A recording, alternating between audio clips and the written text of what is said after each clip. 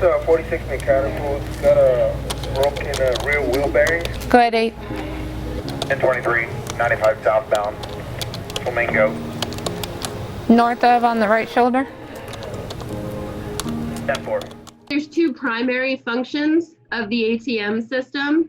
One of them is for lane control during an incident. If there was a crash or a lane closed for debris, this system allows us to put arrow over lane information, a green arrow, down arrow, or a yellow X or a red X, to let the motoring public know as they're coming into this section of the corridor, they'll get sequential information as they get closer and closer to either the crash or the incident.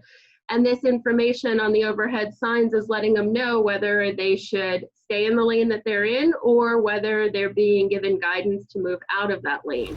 10-4. Harmonizes a lot of that speed and reduces a lot of the shock wave, due to some of the bottlenecks that were previously out there prior to this system.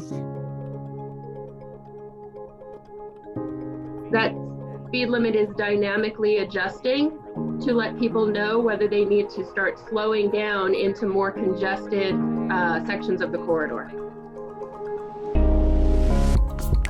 It maximizes also the throughput and provides that safety to the end users so that their trip is reliable in the long run.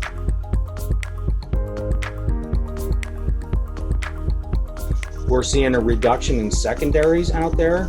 We're seeing where those speeds are doing exactly what were intended as part of that system, where they're actually harmonizing and not having any of those safety impacts.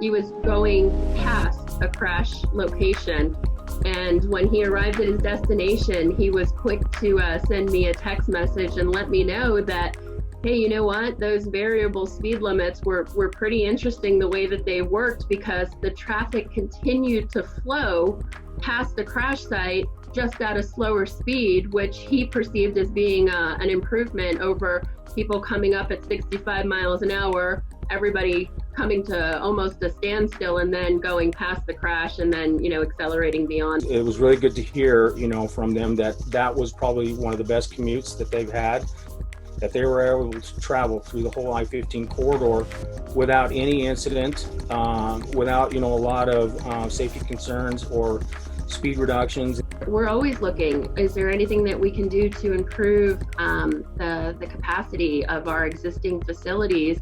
And is there anything that we can do to start mitigating congestion?